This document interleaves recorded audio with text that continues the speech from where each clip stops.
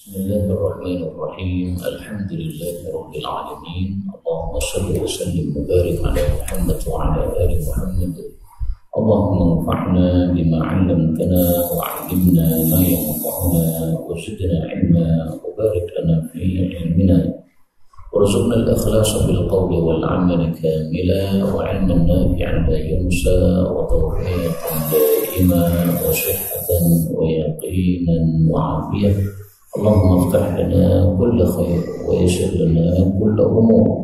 Allahumma ansuril mujahidin warhamil mustad'afin wa dammir a'da'ad-din wa tmis 'ala awwalihim amin ya rabbal alamin.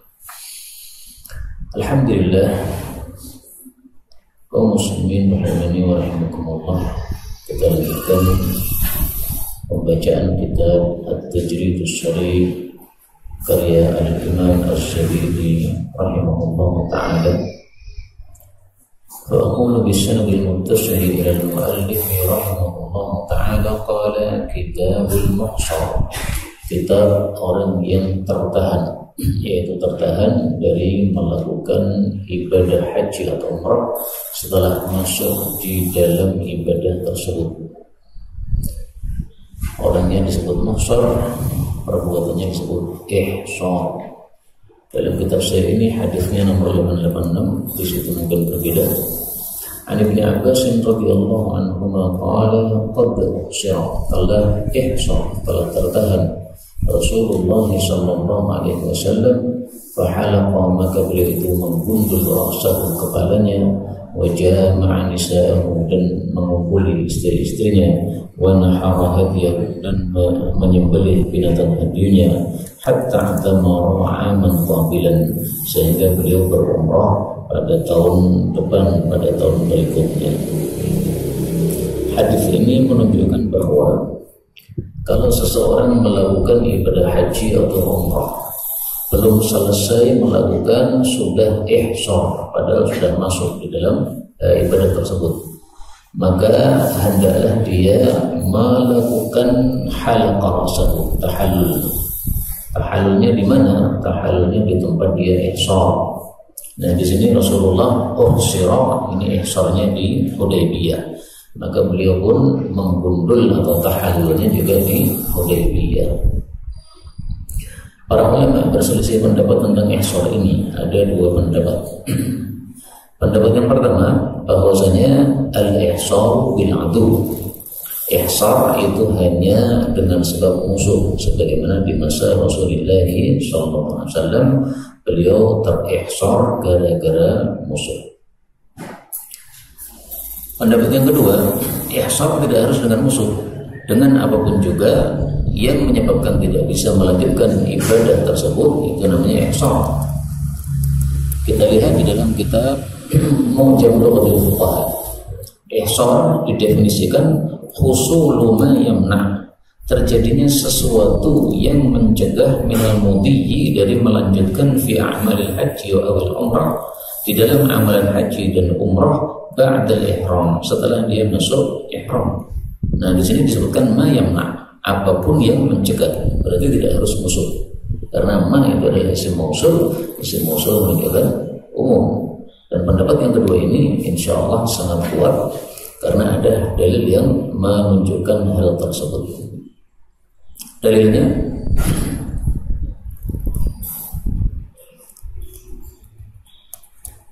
hadisnya Duba'ah ini masih kerabat Nabi sallallahu alaihi wasallam. Duba'ah binti Zubair, qala laha, Nabi mengatakan kepada Duba'ah, la'allaki aradul haji, barangkali kan Anda juga ingin haji. Maka Duba'ah mengatakan, demi Allah, saya ini sedang sakit. Maka Rasulullah mengatakan, hujji washtariti wa quli Allahumma mahilli haitsu habastani, silahkan Anda berhaji dan bersyaratlah kepada Allah dengan mengucapkan, ya Allah, tempat tahallulku dimanapun Engkau menahan aku. Menahan artinya tidak bisa melanjutkan ibadah haji. Jadi karena sakit, nanti kalau sakitnya kambuh sampai tidak bisa melanjutkan ibadah haji, gimana? Disitulah dia akan tahallul. Ini berarti ihsarnya dengan sebab sakit. Maka dari hadis yang Tuba'ah ini riwayat Bukhari juga kita ambil dua pelajaran. Pertama, bahwasanya ihsar bisa dengan sebab sakit. Yang kedua, bahwasanya kita boleh istariti bersyarat di dalam kita ibadah kepada Allah Subhanahu wa taala. Dan ini masalah khilafiyah. Bolehkah kita bersyarat di dalam ibadah? Sebagian ulama mengatakan tidak boleh bersyarat dalam ibadah. Ibadah kok bersyarat seolah-olah tidak rela di dalam ibadah tersebut. Ini dalil menunjukkan bahwa boleh kita bersyarat dalam ibadah.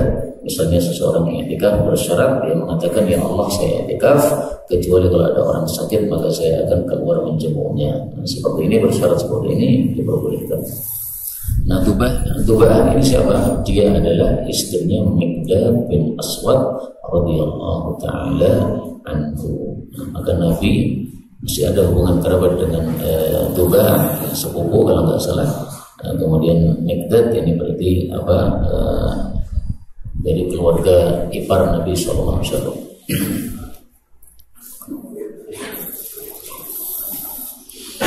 Berikutnya dalam kitab saya 887, wa an Ibnu Umar radhiyallahu anhu yaqulu alaysa bukankah hasbukum cukup bagi kalian sunnah Rasulullah sallallahu alaihi wasallam, sunnah baginda Nabi. Apa itu sunnahnya?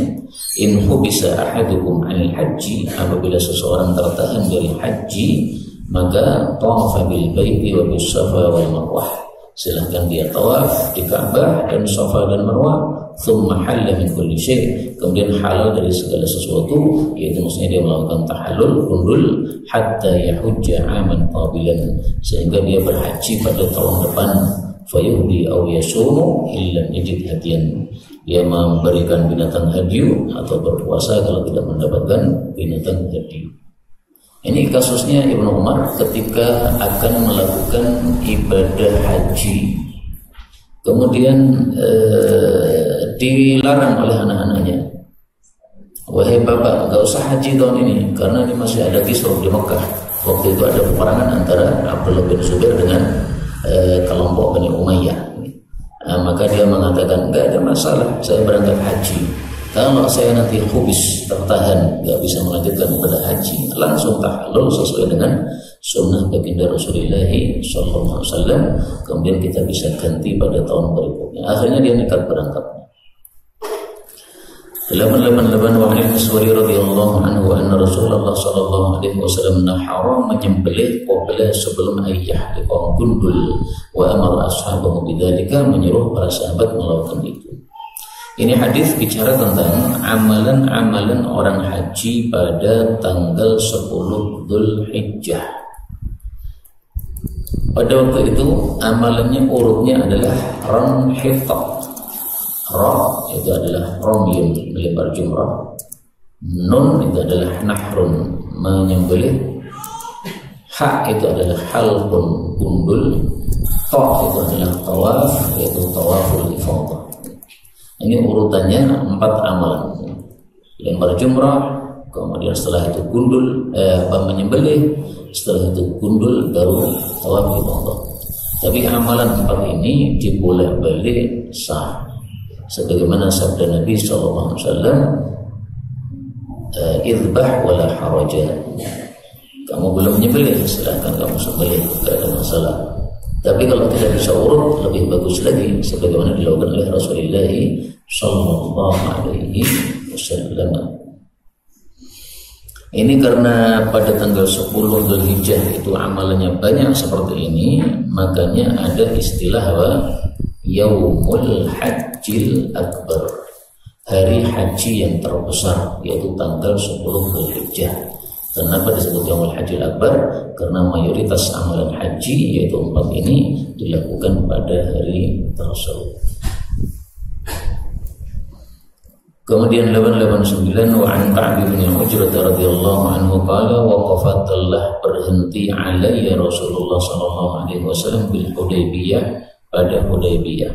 Wa ra'siyataha fatuqamlan, sementara kepalaku ini berjatuhan kutu, saking banyaknya kutu. Waktu itu belum ada peditok. Faqala yu'tika hawamuka, apakah mengganggumu hawamuka, yaitu hama-hamamu. Qultu na'am, saya mengatakan ya. Qala fahrid ra'sak, maka kundullah kepalamu, atau qala hlik. Qala fa fiyya nazalat hadhihi al-ayah, turun ayat ini pada saya. Faman kana minkum maridan aw bihi adam min ra'sihi ila akhirih. Faqala Nabi sallallahu alaihi wasallam sum wa salat 3 ayyam, 3 hari, atau tasaddaq bil faratin baina sittah, sedekahlah 1 farad untuk 6 orang miskin, awin bima tayassar, atau sembelihlah dengan apa yang mudah. Hadis ini bicara tentang orang yang terpaksa melanggar larangan haji atau umrah sehingga dia harus membayar kafarah. Nah, larangan tersebut adalah dalam hadis ini menggundul rambut. Tidak boleh bagi orang yang sedang ihram menggundul rambut, tapi karena terpaksa maka dia harus gundul. Nah, boleh, tetapi harus dia membayar kafarah atau membayar dam. Nah, kafarahnya sifatnya pilihan, ya, atau. Nah, berarti boleh bebas milih. Kalau yang paling murah ini puasa 3 hari, atau sedekah dengan 1 farad untuk orang miskin. Nah, ini ada kaidah dalam mazhab Syafi'i, semua kafarah itu adalah nilainya 1 mud, kecuali kafarah haji ini maka nilainya adalah 2 mud. Apakah ada dalilnya? Ada dalam hadis yang lain. Likulli miskinin nisfu sa'in. Likulli miskin, untuk setiap orang miskin, dalam kasus ini tadi nisfu sa'in, separuh sa'. Ini juga riwayat Bukhari. Nah, maka farad ini berarti adalah 1 wadah yang mencakup untuk 6 orang miskin, masing-masing dapat 1/2 sa'. Berarti 1 farad berapa sa'? 3 sa'. 1 farad adalah 1 wadah yang mencakup 3 sa'. Kata guru kami Syekh Mustafa Al-Qudho, farad itu adalah 1 wadah yang mencakup 9 liter. Nah, berarti 3 sa' sama dengan 9 liter. Kemudian umsuk di sini, kata-kata umsuk itu artinya bisa 2, bisa ibadah, bisa sembelih. Nah, yang dimaksud di sini adalah sembelih, karena dalam hadis yang lain Rasulullah mengatakan, tajidu syatan, apakah Anda mendapati kambing yaitu untuk sembelih? Faqultu la, saya mengatakan tidak. Nah, kalau begitu silahkan puasa 3 hari atau kasih makan 6 orang miskin. Nah, di sini Nabi mengatakan tajidu syatan, apakah kamu dapati kambing? Ini bukan berarti harus urut kambing dulu, bukan ya.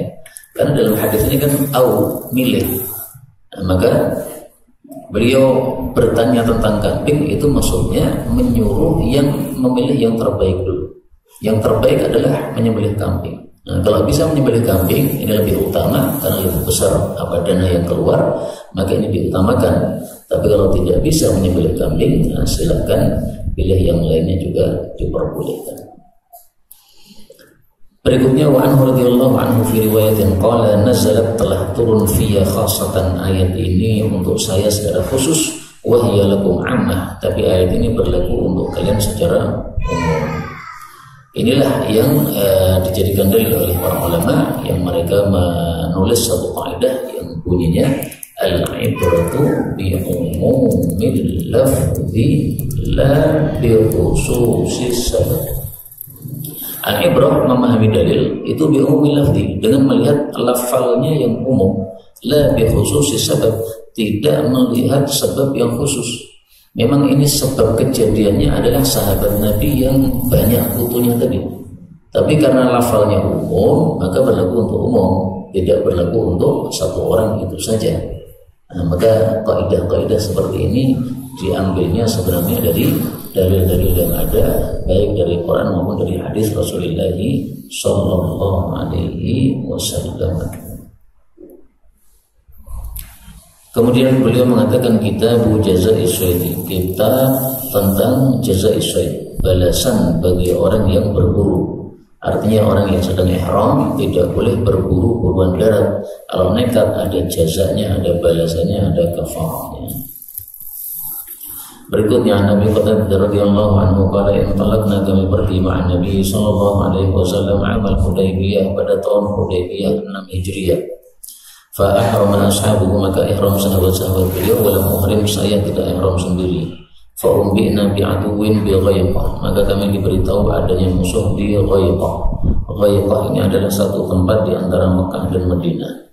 Fatawajjahna ma'ana wa hum, kami menuju ke arah mereka. Fabasura ashabi bihimari wahsin, maka sahabat-sahabatku melihat ada keledai liar. Jadi keledai itu ada dua macam, ada keledai jinak, ada keledai liar. Sebagaimana ada ayam kampung, ada ayam hutan, bentuknya berbeda. Orang Arab paham mana liar, mana kampung. Faja'ala ba'duhum yadhaku ila ba'din, maka sebagian mereka tersenyum kepada sebagian yang lain gara-gara ada himar tadi. Jadi seolah-olah mereka mengatakan, andai kita tidak ihram ini halal kita buru, ya, tapi karena kita ihram tidak halal kita buru.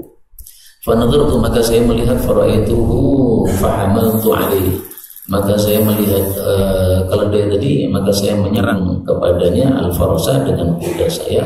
Fata'antuhu, maka saya menombaknya. Fa'athbatuhu, lalu saya pun mematikan dia. Athbata, membuat dia diam, itu maksudnya mati, tidak bergerak lagi. Fasta'antuhum, saya minta bantuan kepada mereka. Fa'abaw ayyu'inuni, mereka enggan untuk membantu saya. Fa'akalna minhu, lalu kami makan darinya. Thumma la'aitu bi Rasulillah sallallahu alaihi wasallam, kemudian saya bertemu dengan Rasul sallallahu alaihi wasallam. Wa khashina an nuqtata', dan kami sudah khawatir bahwasanya kami terputus, yaitu terputus oleh musuh dengan sebab meladeni musuh sehingga terputus dari Rasulullah sallallahu alaihi wasallam. Arfa'u farasi, saya mempercepat kuda saya, sya'wan, sesekali, wa asiru alaihi sya'wan, dan saya berjalan biasa di atasnya sesekali. Falakitu rajulan min Bani Ghifarin fi jawbil lail, saya ketemu dengan seorang Bani Ghifar di tengah malam. Faqultu aina tarakta Rasulullah sallallahu alaihi wasallam, saya tanya di mana engkau tinggalkan Nabi. Faqala taraktuhu bi Ta'han, saya tinggalkan beliau di Ta'han, nama satu tempat. Wa huwa qailan, dan beliau itu ingin tidur qailulah as-suqya di Suqya, nama satu tempat tadi. Jadi beliau berada di Ta'han, tapi pengennya nanti tidurnya tidak di situ tapi di Suqya. Falahitu bi Rasulillah sallallahu alaihi wasallam hatta ataituhu faqultu ya Rasulullah inna ashabaka arsalu yaqra'una 'alaika as-salama wa rahmatullahi wa barakatuh. Maka salam itu mentoknya sampai wa barakatuh, tidak ada tambahan lagi, kecuali kalau jawaban maka jawabannya sampai wa maghfiratuh.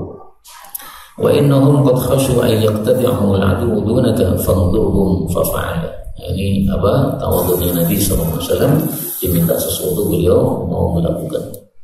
Faqultu ya Rasulullah inna sadna himar washin, kami sudah berburu keledai liar. Wa inna indana fadilah, ada sisanya. Faqala Rasulullah sallallahu alaihi wasallam li ashabihi, kulu, silahkan kalian makan. Wa hum muhrimun, padahal mereka sedang ihram. Hadis ini menunjukkan dua hal. Yang pertama, bahwa orang ihram tidak boleh berburu, termasuk juga membantu orang berburu, nggak boleh. Tapi yang dimaksud di sini adalah buruan yang darat. Kalau buruan yang laut diperbolehkan, sebagaimana disebutkan oleh Allah Subhanahu wa taala dalam Al-Qur'an.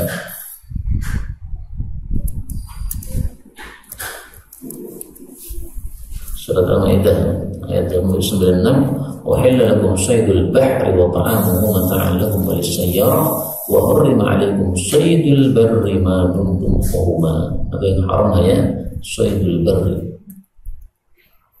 Nah, kemarin itu ada yang tanya, kenapa saydul bahri bagi yang ihram boleh, saydul barri bagi yang ihram tidak boleh? Maka jawabannya adalah saya tidak tahu.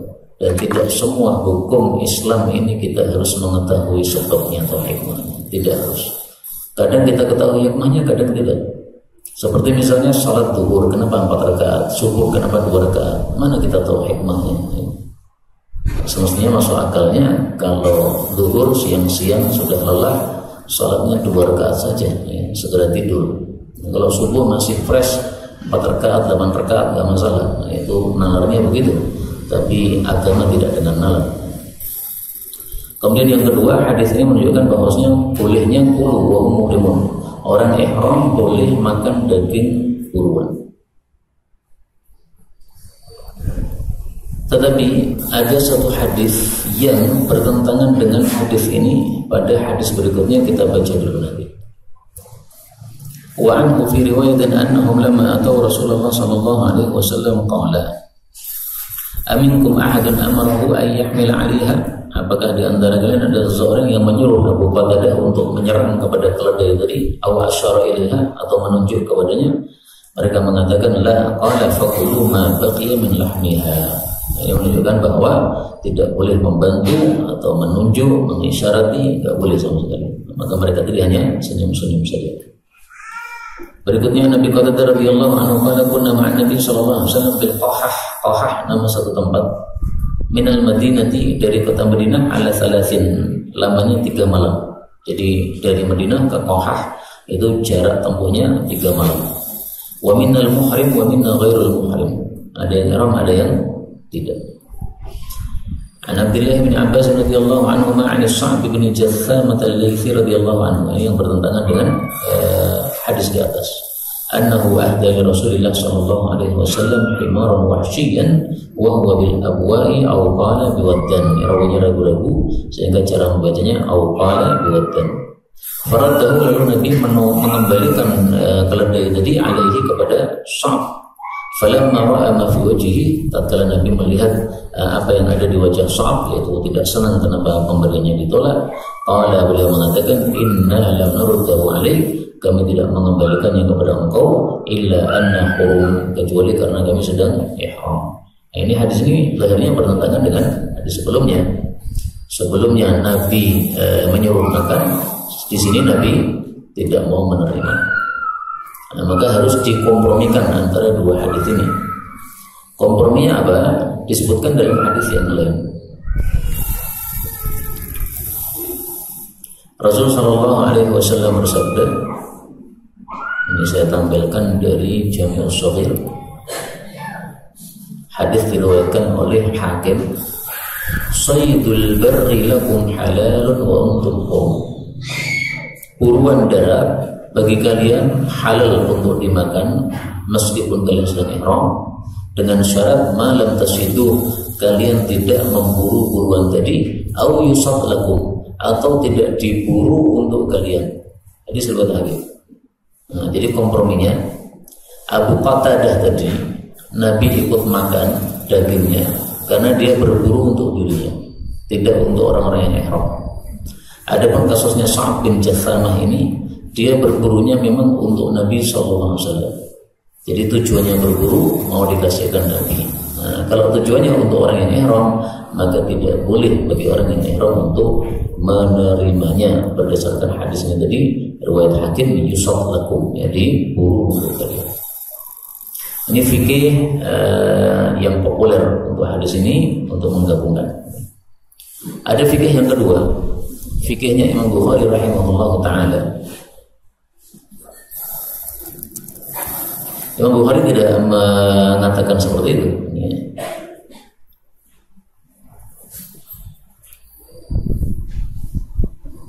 Beliau mengatakan dalam hadis ini, judul babnya adalah babun idza ahdal lil muhrimi himaran wahsyiyan hayyan lam yaqbal. Apabila seseorang itu memberikan hadiah kepada orang ihram keledai liar yang masih hidup, maka dia tidak menerima. Nah, jadi ilatnya kalau menurut Imam Bukhari itu karena hayyan, karena masih hidup.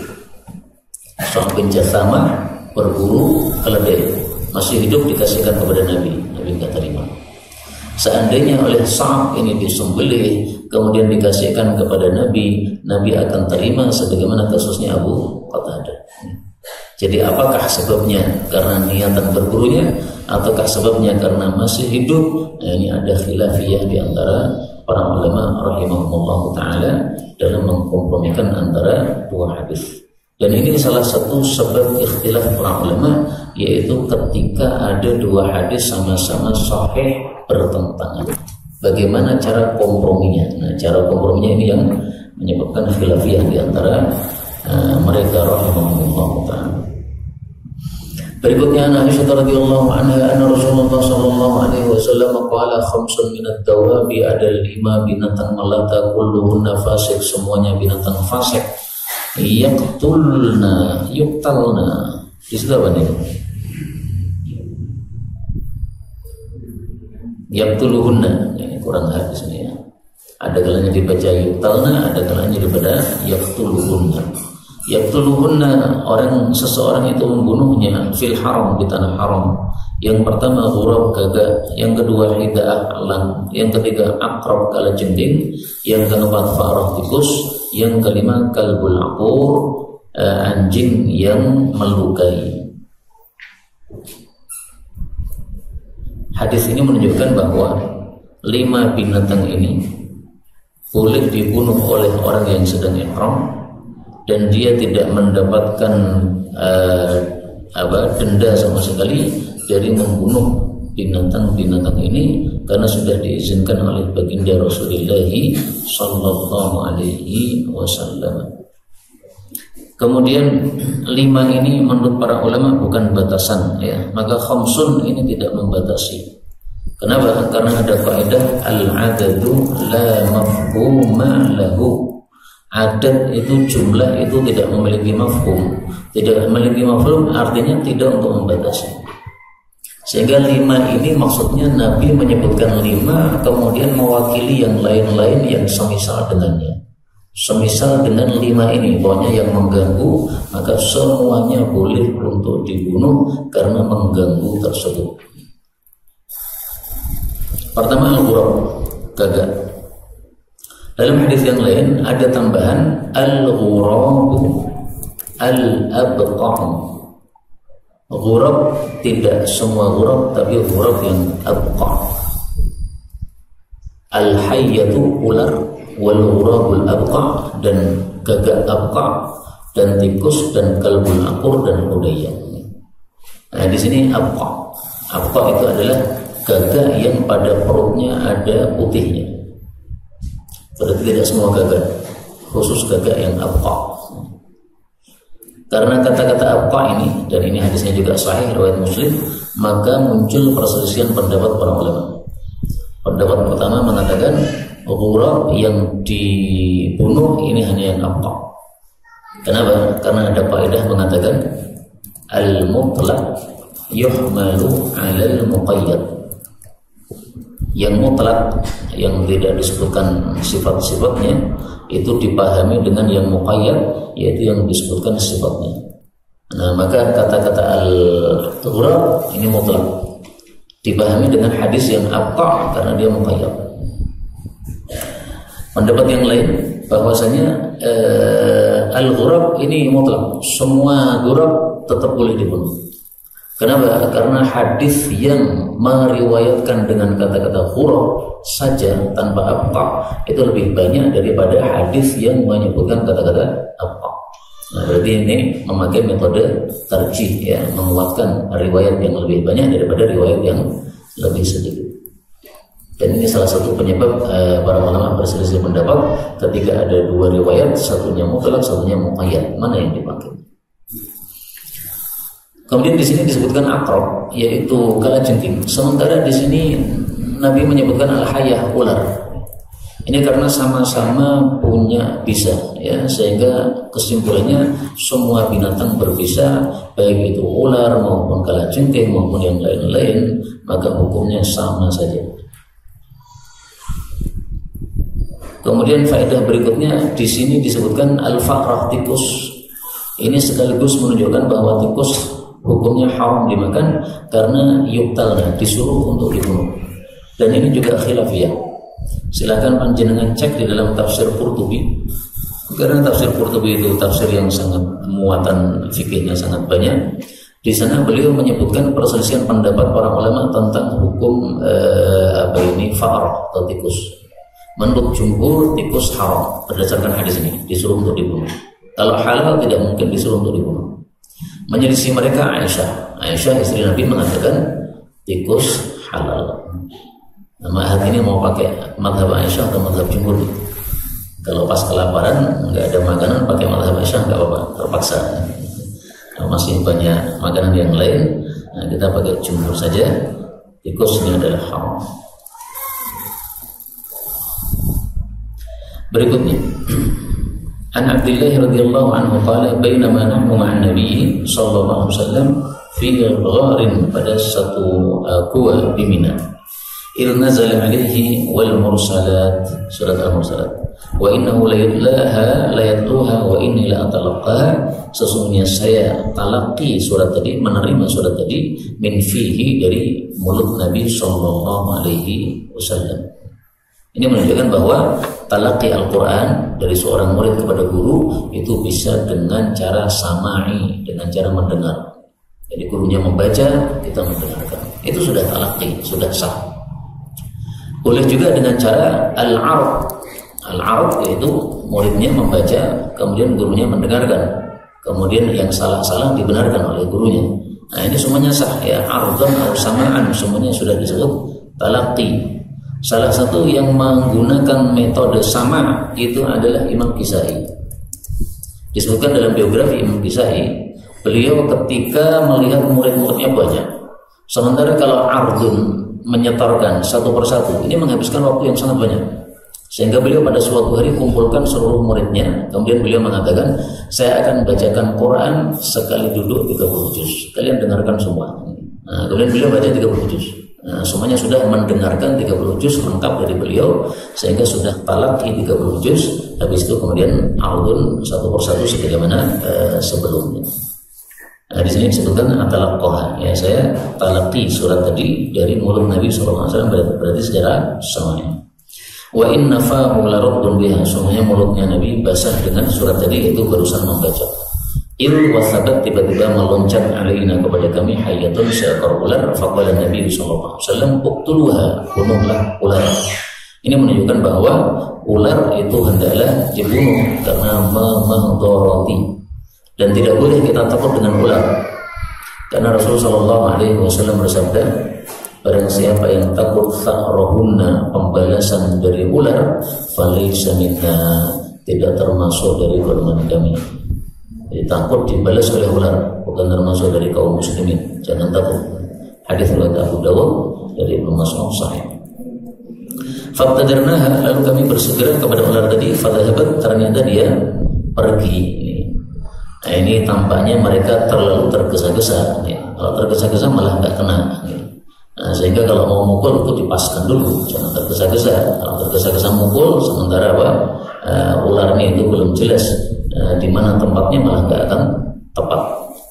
Faqala Nabi sallallahu alaihi wasallam, wuqiyat syarrakum, dia sudah dijaga dari keburukan kalian, kama wuqitum syarraha, sebagaimana kalian dijaga dari keburukan ular tadi. Maka faedah yang dapat diambil juga bahwa kalau kita mau tepat dalam memukul ular atau tikus atau yang lainnya, ya ta'anna, yaitu apa? Berhati-hati, tidak usah tergesa-gesa, malah tidak pas. Ada hadis mengatakan, man ta'anna as-sahabat, siapa yang perlahan-lahan maka akan tepat, au kada, atau nyaris. Wa man ajilan, tapi kalau tergesa-gesa, akhta'a, akan meleset, au kada, atau nyaris meleset. Hadis dhaif, riwayat Tabarani. Dhaif tapi isinya apa? Sesuai dengan fakta atau bagus isinya. Apakah ada fadilah membunuh ular? Ada hadisnya, tetapi dhaif. Man qatala hayyatan aw aqraban, siapa membunuh ular atau membunuh kalajengking, faka'annama qatala kafiran, seperti membunuh orang kafir pahalanya. Hadis riwayat Khatib dhaif. Hadis yang lain, man qatala hayyatan falahu 7 hasanat, siapa bunuh ular dapat 7 pahala. Wa man qatala wazarah, membunuh cicak, falahu hasanat, dapat 1 pahala. Hadis riwayat Ahmad, kata Syekh Albani dhaif. Tapi di sini dikatakan riwayat Ibnu Hibban. Ibnu Hibban berarti apa? Sahih Ibnu Hibban, disahihkan oleh Ibnu Hibban. Nah, coba kita lihat di Ibnu Hibban ya. Apakah beliau mensahihkannya ataukah bagaimana? Sahih Ibnu Hibban. Nah, ini Ini kita lihat yang ada takhrijnya Syekh Albani.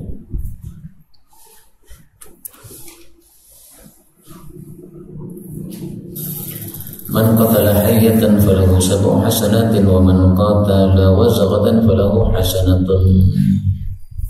Isnaduhu dha'if linqita'ihi al-Musayyib bin Rafi' lam yalqa Abdullah bin Mas'ud wa lam yasma' minhu.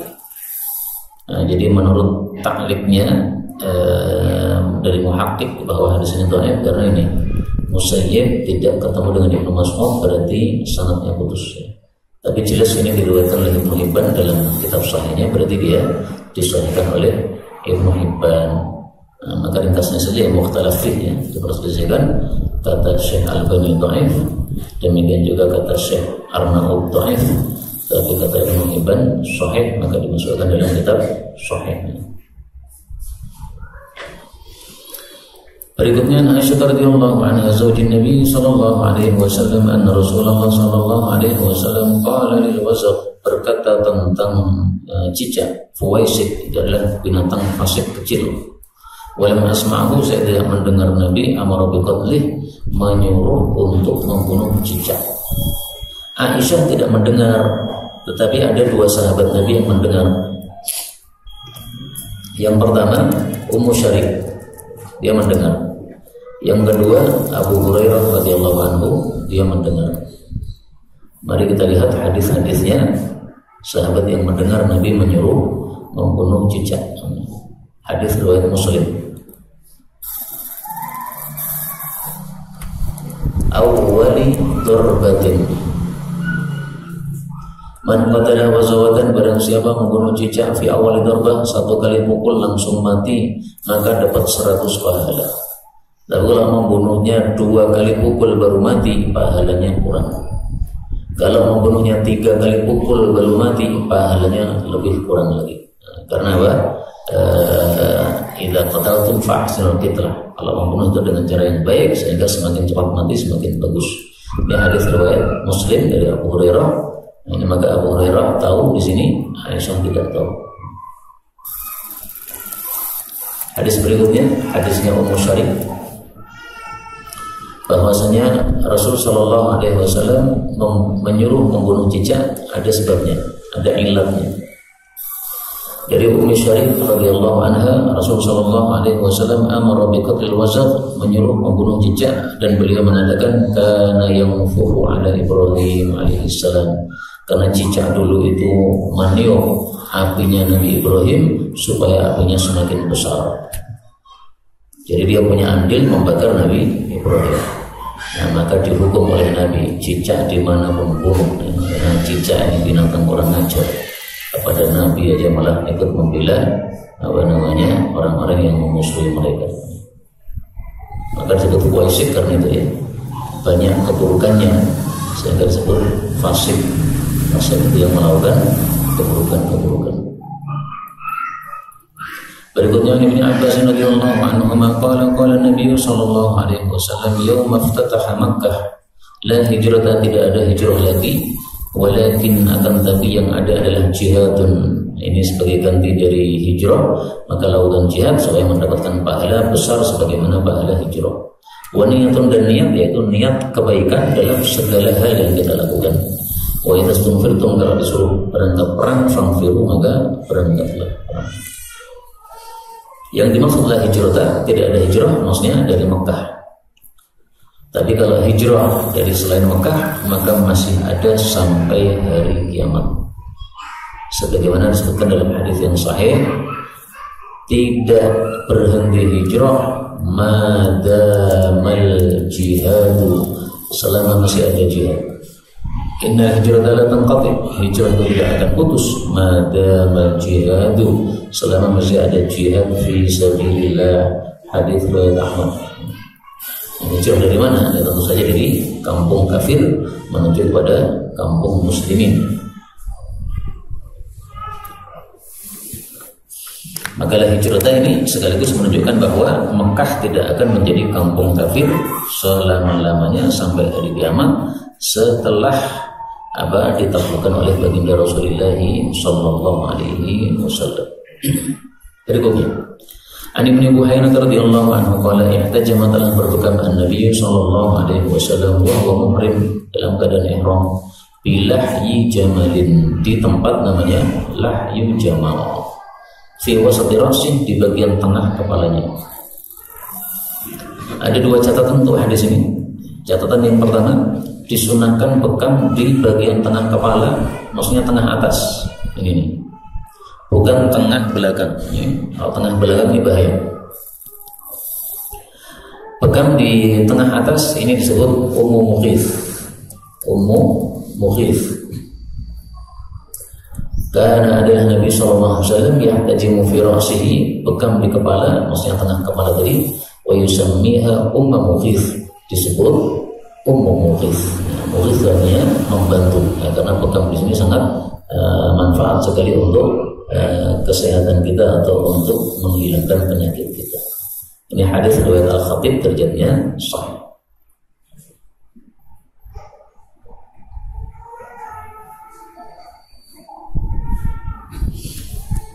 Adapun bekam di belakang kepala ini bahaya sekali, sebagaimana dialami oleh Ma'mar, diriwayatkan oleh Abu Dawud 3860. Qala Mu'ammar, bukan Ma'mar saja, Mu'ammar berkata Mu'ammar, saya berbekam lalu akal saya lenyap sampai-sampai saya ditalqin untuk membaca surat Fatihah di dalam sholat. Wa kana ihtajama ala hamati, dia bekam pada kepalanya. Nah, kepala ini bagian mana ini? Ya. Ternyata bukan umum mughith yang atas, tapi di belakang sini. Kata Pak Zulfikar, wallahu a'lam. Ya. Jadi saya menjelaskan hadis ini sesuai perkataan ahli bekam. Ya. Saya dulu merasa aneh ini. Ya, kenapa hadisnya kok seperti ini? Nabi saja melakukan nggak masalah, kok malah apa? Ini bermasalah. Nah, kalau syarah-syarah di dalam kitab-kitab itu disebutkan, ini salahnya ini salah satu dari dua sebab. Sebab pertama, akhta'al mahalla, dia salah pada tempatnya, mestinya di atas tapi malah di belakang. Yang kedua, akhta'al marodo, dia tidak tepat sakitnya. Jadi bekam di kepala itu tidak untuk semua sakit. Sakit tertentu nggak boleh bekam di kepala. Bekam di kepala malah jadi parah seperti ini. Nah, sehingga ringkasnya kata Pak Zulfikar, bekam di kepala tidak semua orang boleh melakukan. Yang sudah paham saja, yang sudah pakar yang melakukan. Yang barusan belajar bekam jangan cepat-cepat untuk bekam di kepala. Jadi harus melihat kondisinya bagaimana orangnya, apakah pantas dibekam ataukah tidak pantas. Catatan yang kedua, lahyun itu ada juga terjemah yang lain, yaitu tulang rahang. Maka berarti bilahyi jamalin, dibekam dengan tulang rahang unta. Nah, kalau diartikan begitu, ini tampaknya sebagai jarumnya atau apa namanya, yang untuk melukai kulitnya tersebut. Tapi ini tafsiran yang tidak populer, ya. Yang dianggap benar oleh para ulama adalah lahyi jamal itu nama satu tempat, ya. B.I.V. di lahyi jamal, tempat namanya lahyi jamal. Berikutnya Ibnu Abbas radhiyallahu anhu, anna Nabi sallallahu alaihi wasallam tazawwaja Maimunah, menikahi Maimunah wa huwa muhrim, dalam keadaan ihram. Maimunah ini adalah istri Nabi yang paling terakhir dinikahi oleh Rasulullah sallallahu alaihi wasallam. Kemudian tazawwaja, Nabi menikahi Maimunah dalam keadaan ihram. Ini menurut Sa'id bin Musayyab ini adalah salah. Yang salah siapa? Ibnu Abbas. Ibnu Abbas masih anak-anak waktu itu, masih kecil, sehingga wajar kalau dia salah. Salahnya diketahui dari dua sisi. Sisi yang pertama adalah dari Abu Rafi. Sisi yang kedua dari Maimunah. Abu Rafi ini adalah mak comblangnya antara Nabi dengan Maimunah. Abu Rafi mengatakan Nabi menikahi Maimunah pada saat Nabi Nabi masih halal. Ya, apa? Nabi masih halal. Kemudian Maimunah sendiri yang mengalami pernikahan tadi, dia mengatakan Nabi menikahi saya pada saat Nabi halal. Nah, berarti perkataan Ibnu Abbas, ini menyelisih dua ini sehingga perkataan Ibn Abbas ini dianggap lemah. Tapi memang ini masalah khilafiyah. Imam Bukhari mengikuti pendapat yang mengatakan boleh orang ihram nikah. Babu nikahil muhrimi, kata Imam Bukhari, bab nikahnya orang ihram, maksudnya boleh berdasarkan dalil dari Ibnu Abbas bahwasanya Nabi menikahi Maimunah dalam keadaan Nabi ihram. Kemudian beliau tidak menyebutkan hadis yang lain. Nah, maka fikihnya Imam Bukhari di sini membolehkan nikahnya orang ihram. Ini pendapat mazhab Hanafi, membolehkan nikahnya orang ihram, menyelisih mazhab jumhur. Karena itulah sebagian ulama berpendapat Imam Bukhari itu mazhabnya Hanafi, tapi ini nggak benar. Imam Bukhari kalau kita lihat fikihnya ada yang sesuai mazhab Syafi'i, ada yang sesuai mazhab Hambali, ada yang sesuai mazhab Hanafi, ada yang sesuai mazhab Maliki. Jadi kalau ditarik untuk 4 mazhab Imam Bukhari ini bisa. Nah, sehingga ini tidak benar. Imam Bukhari mazhabnya mustaqil, beliau mujtahid mutlak sebagaimana imam yang lain, hanya memang kepakarannya lebih tampak pada bidang hadis daripada pada bidang fikih. Dan ini bukan suatu celah ya, bahwasanya beliau tampak di bidang hadis tapi tidak begitu tampak di bidang fikih, bukan aib sama sekali. Karena memang ilmu itu rezeki yang dibagi-bagi oleh Allah Subhanahu wa taala, sehingga sesuai dengan bagiannya masing-masing. Bahkan banyak para ulama yang pakar dalam satu ilmu tapi nggak pakar di bidang yang lain. Ini disebutkan oleh Syekh Bakar Abu Zaid dalam kitabnya Hilyatul Talibul Ilm ya, pada bab al-luju' ila Allah Ta'ala fi talab wa tahsil. Jadi berdoa kepada Allah dalam bab mencari ilmu. Beliau mengatakan ada ulama-ulama yang pakar di bidang tertentu tapi tidak pakar di bidang yang lain. Imam Asma'i ahli bahasa tapi nol dalam ilmu aruf. Imam Ruhawi ahli hadis tapi nggak tahu ilmu hadis. Ibnu Salah ahli hadis tapi ilmu mantik nggak paham. Abu Muslim An-Nahwi ahli nahwu tapi ilmu tasrif sorof nggak paham. Imam Suyuti ilmu matematika nol. Sampai Imam Suyuti mengatakan kalau saya disuruh mindahkan batu dari gunung ke gunung yang lain saya lebih mudah daripada suruh ngitung susah ya. Kecuali kalau ngitung duit mungkin ya, ngitung matematika mumet. Kemudian ada ulama-ulama besar, Abu Ubaidah, Muhammad Abdul Baqi, Abu Hasan Qatini, Abu Zakaria Farra, Abu Hamid Ghazali. Semua ulama-ulama yang pakar-pakar, tapi semuanya tidak dikasih oleh Allah ilmu nahwu. Ustaz Mudzakir itu menonjol dalam Quran hadis, tapi menurut saya ilmu nahwunya juga tidak menonjol sama sekali. Dari tulisan beliau kitab Wahdatul Ummah, silahkan dikumpulkan kesalahan-kesalahan nahwu. Nanti ada beberapa. Tapi ini bukan aib ya. Namanya ilmu itu dibagi-bagi oleh Allah Subhanahu wa taala. Ada bidang ini kuat, bidang itu lemah.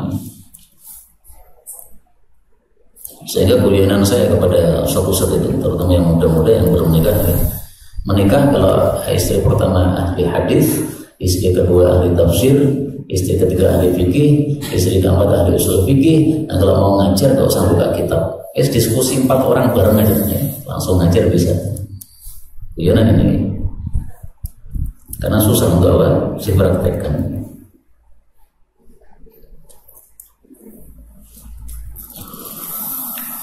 Berikutnya masih banyak. An Abi Ayyub al-Ansari radhiyallahu anhu annahu qila lahu kaifa kana Rasulullah sallallahu alaihi wasallam yaghsilu ra'sahu wa huwa muhrim fa wada'a Abu Ayyub yadahu 'ala thawbi fa qatta'ahu, dia menurunkannya hatta badali ra'suhu. Jadi mandi pada waktu itu sangat sederhana, berada di pojok rumah kemudian ditutupi dengan kain. Nah, kalau kainnya dia rendahkan gini sudah tampak kepala kita yang sedang mandi. Tsumma qala lil insani yasubu alaihi usbu, tuangkanlah. Ini menunjukkan bolehnya seseorang melakukan mandi atau wudu minta bantuan kepada orang yang lain. Hukumnya 2. Kalau dia membutuhkan maka mubah, kalau dia tidak membutuhkan maka makruh. Fasabba ala ra'sihi thumma harraka ra'sahu biyadayhi fa'aqbala bihima wa adbara wa qala hakadha ra'aituhu sallallahu alaihi wasallam yaf'al. Jadi caranya mandi junub adalah dengan membasahi rambut, kemudian tangan ini ditaruh di atas kepala, kemudian digerakkan maju mundur ini supaya semua kulit kepalanya basah semuanya. Wa an Anas bin Malik radhiyallahu anhu anna Rasulullah sallallahu alaihi wasallam dakhala 'amal fathi wa 'ala ra'sihi ghifar helm besi. Falamma naza'ahu ja'ahu rajulun faqala inna ibn Khatal Abdullah bin Khatal, ini sahabat Nabi yang murtad, muta'alliqun bi astaril Ka'bah faqala uqtulu. Hadis ini menunjukkan dua hal. Yang pertama, bahwasanya Rasulullah ketika masuk Mekah di waktu Fathu Makkah itu tidak dalam keadaan ihram. Buktinya wa 'ala ra'sil ghifar, di atas kepalanya ada helm besi. Kalau dia ihram tidak mungkin pakai helm besi, karena orang ihram tidak boleh menutupi kepalanya dengan sesuatu yang menempel di kepala. Dan juga menunjukkan bahwa memakai baju besi, kemudian perisai dan sebagainya itu tidak menghilangkan tawakal. Kemudian yang kedua menunjukkan bahwasanya Rasulullah SAW pada waktu Fathu Makkah itu diperbolehkan untuk melakukan sesuatu yang asalnya tidak boleh. Ini Abdullah bin Khattal disuruh oleh Nabi untuk dibunuh. Ada 9 orang disuruh untuk dibunuh pada waktu Fathu Makkah itu. Nah, salah satunya Abdullah bin Khattal ini. Nah, sementara hukum asalnya tidak boleh melakukan pembunuhan di kota Mekah, tapi ini hukum khusus bagi Nabi SAW pada saat itu, yaitu pada waktu Mekah. Itulah makna sabda Nabi SAW, "Uhillat li sa'atan min naharin." Dihalalkan kota Mekah itu bagi saya pada satu waktu dari waktu siang, atau dalam riwayat yang lain, "Udhina li fiha sa'atan min nahar." Sa'atan min nahar itu maksudnya dari waktu duha sampai dengan sore, karena Fathu Makkah itu waktunya adalah dari duha sampai sore. Ini yang dapat kita baca benar dari Allah Ta'ala. Kalaupun ada salahnya, fa astaghfirullahaladzim wa lakum.